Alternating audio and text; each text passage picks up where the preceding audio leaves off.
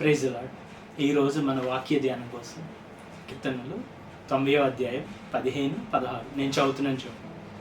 నీవు మమ్మును శ్రమపరిచిన దినముల కొలది, మేము కీడును అనుభవించిన ఏండ్ల కొలది మమ్మును సంతోషపరచు. యాక్చువల్లీ ఇక్కడ ఏం చెప్పబడుతుంది? దేవుడితో భక్తుడు మాట్లాడుతున్నాడు. ఏమని?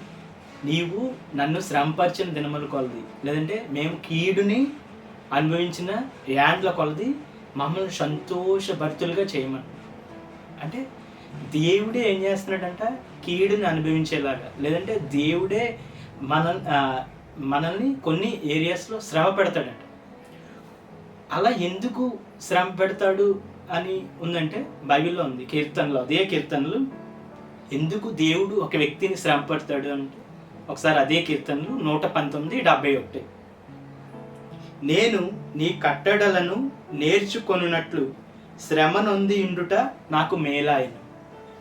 సో ఏంటంటే ఆయన కట్టడలను నేర్చుకోవాలంటే కొంత శ్రమ గుండా మనం వెళ్ళాలంట. అది మేలుకరం అంట.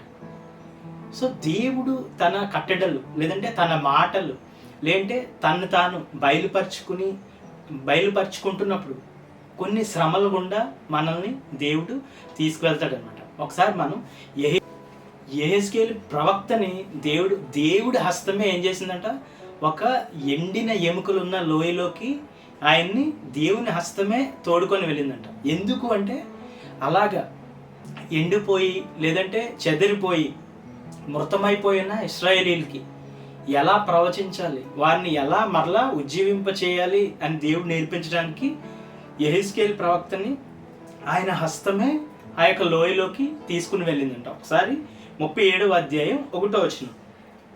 యెహోవా హస్తము నా మీదకి వచ్చెను, నేను ఆత్మవశుడనై ఉండగా యెహోవా నన్ను తోడుకొని పోయి ఎముకలతో నిండి ఉన్న ఒక లోయలో నన్ను దింపెను. ఇక్కడ యాక్చువల్గా దేవుడు ఏంటి, ఆ పరిస్థితుల్లోకి యెహెజ్కేలు ప్రవక్తని ఆయన తీసుకుని వెళ్ళాడు.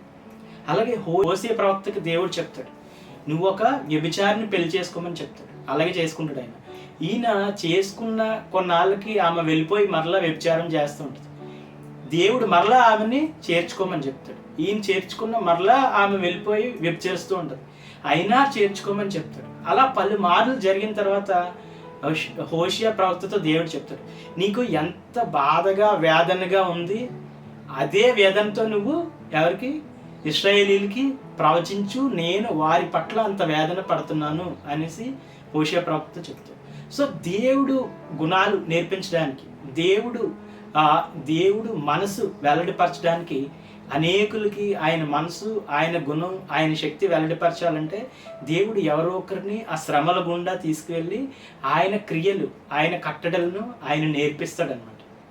అలాగే యేసుక్రీస్తు ప్రభువారిని కూడా ఆయన ఏంటంటే శ్రమలకి ఆయన అప్పగించాడు. యేసుక్రీస్తు ప్రభువారు కూడా, యేసుక్రీస్తు ప్రభువారు సిలువ మీద అలా నలగొట్టబడుట ఆయనకి సంతోషకరమైన ఉంటుంది, లేదంటే ఆయనకి యేసుక్రీస్తు ప్రభువారికి ఆయన జబ్బు కలుగజేశాడని ఉంటుంది. ఒకసారి యెషయా 53వ అధ్యాయం 10వ వచనం సాధించు.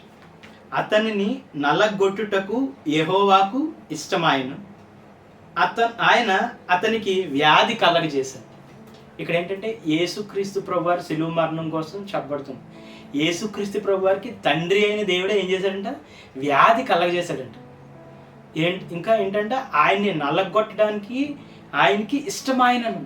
అంటే తండ్రికి యేసుక్రీస్తు ప్రభువుని అలా నలగొట్టడం, లేదంటే ఆయన మీదకి సకల వ్యాధులు రావడం ఆయనకి ఇష్టమైనంట. ఎందుకంటే బైబిల్లో ఉంటుంది, ఆయన నా వ్యాధిని ఓర్చెను అని ఉంటుంది.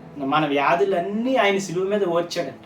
సో మనకి స్వస్థత కలగజేయడానికి, మన వ్యాధి నుంచి మనకి పరిష్కారాలు చూపించడానికి సిలువ మీద దేవునికి అనేకమైన ఘోరమైన వ్యాధులు, ఇంకా రాబోయే వ్యాధులు, ఇప్పుడు వరకు వచ్చిన వ్యాధులన్నీ కూడా యేసుక్రీస్తు ప్రభువారి మీద తండ్రి వేసి ఉంచాడంట. మనకి ఆ మార్గాన్ని ఆయన చూపించడానికి, ఆ కట్టడలు ఆయనకి నేర్పించడానికి యేసుక్రీస్తు ప్రభువారి మీద వ్యాధిని కలుగజేసి ఆయన నలగొట్టబడుట ఆయనకి ఇష్టమైంది. సో అలాగే మనల్ని కూడా దేవుడు అనేకులకి ఆదర్శంగా ఉంచడానికి, లేదంటే అనేకులకి వెలుగుగా ఉంచడానికి కొన్ని శ్రమల గుండా మనల్ని తీసుకుని వెళ్తాడు. ఆ శ్రమల గుండా మనం వెళ్ళినప్పుడు దేవుడు దావీదు అన్నట్టు గాఢాంధకారపు లోయలో సంచరించే స్థితి వచ్చినా సరే ఏంటంటే మనం బైబిల్లో ఉంటుంది, మనం కన్నీళ్ళతో ఆ ప్రయాణం చేయాల్సి ఉంటుంది, కన్నీళ్ళతో మనం జీవితం గడపాల్సి ఉంటుంది, లేదంటే వేదన అవమానంతో ఇబ్బందితో జీవితం గడపాల్సి ఉంటుంది. గడిపినప్పుడు అంట బైబిల్లో ఉంటుంది, మనం కన్నీళ్ళతో విత్తినప్పుడు సంతోషగానంతో పంట కోస్తామంట. అదే ఇందాక మనం చదివిన కీర్తనలో కూడా చెప్పబడింది ఏంటంటే, మనం శ్రమ నొందిన రోజుల కొలది నీవు మమ్మల్ని శ్రమ పెట్టిన ఏండ్ల కొలది మాకు సంతోషము దయచేయం. సో మనం ఎప్పుడైతే అలాగా ఆ లోయ గుండా, ఆ కష్టం గుండా, శ్రమ గుండా మనం వెళ్ళినప్పుడు మనము కూడా మహిమకరమైన జీవితాన్ని, సంతోషకరమైన జీవితాన్ని మనం చూస్తాం. యేసుక్రీస్తు ప్రభువారు సిలువలో అంత వేధింపబడి శ్రమ పడిన తర్వాత, తిరిగి లేచిన తర్వాత ఆయన ఎంతో మహిమకరమైన జీవితాన్ని ఆయన పొందుకున్నారు.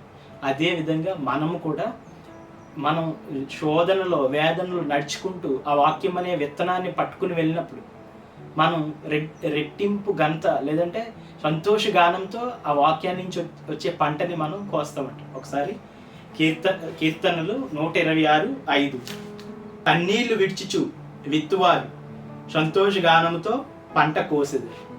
సో ఏంటంటే ఈరోజు వాక్యం ఏంటంటే, మనం దేవుని కోసం శ్రమ పడుతూ మనం ఆయన వాక్యపు విత్తనాన్ని పట్టుకుని నడుచుకుంటూ వెళ్ళినప్పుడు మనం సంతోషకరమైన పంటని మనం కోయబోతున్నాం. సో ఈరోజు వాక్యం వచ్చి కీర్తనలు 90:15. ఒకసారి మళ్ళీ నేను చదువుతున్నాను. నీవు మమ్మును శ్రమపరిచిన దినముల కొలది, మేము కీడును అనుభవించిన ఏండ్ల కొలది మమ్మును సంతోషపరచు.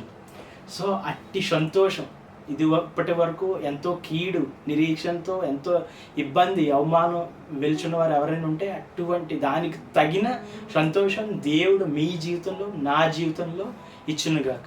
సరే, కళ్ళు మూసుకో. పరలోకమందున్న మా అవును తండ్రి, నీ గొప్ప నిరీక్షను బట్టి వందనాలు. అవును తండ్రి, మేము చీకటిలో, లేదంటే లోయలో, గాఢాంధకారంలో తండ్రి అయ్యా నిరీక్షణ లేని వారిగా మేము నడవట్లేదు కానీ తండ్రి, మాకు రెట్టింపు ఘనత, సంతోషభరితమైన జీవితం, తగిన ఏండ్లతో నిండిన సంతోషాన్ని, ఆనందాన్ని మా కొరకు మీరు ఉంచినందుకు వందనాలు. ముందుకు సాగిపోతుండగా తండ్రి, ఎవరైతే నిరీక్షణ లేక శ్రమలో ఉన్నవారు వారందరికీ తండ్రి అయ్యా ఈ నిరీక్షణతో నింపమని, అయ్యా ఇంకా ఆనందంగా తండ్రి ఆ లోయలో, ఆ శ్రమలో నడిచే కృప మా అందరికీ, వారికి దయచేయమని నజరేయుడైన యేసయ్య నామమున అడిగి పొందుకొని ఉన్నాం. ఆమేన్.